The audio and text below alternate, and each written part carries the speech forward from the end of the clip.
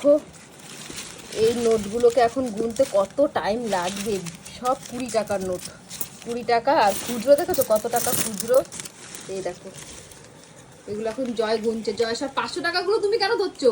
এগুলো আমি নিয়ে নেবো তাই। এগুলো তুমি নিয়ে নেবে। আর সানভি দেখো 20 টাকা নিয়ে বলছে বেলুন কিনতে যাবে, হাতে 100 টাকা নিয়ে বলছে আমি বেলুন কিনতে যাচ্ছি। আমি 3-4 বছর ধরে টাকাগুলো জমাচ্ছি কষ্ট করে, আর এরা 500 টাকার নোট নিয়ে একজন গুনছে আর একজন দেখো বেলুন কিনতে যাবে।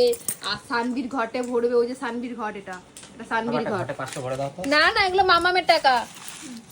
ও টাকা গুনতে সব বসে গেছে। মা, এখানে জয়, এখানে সানভি।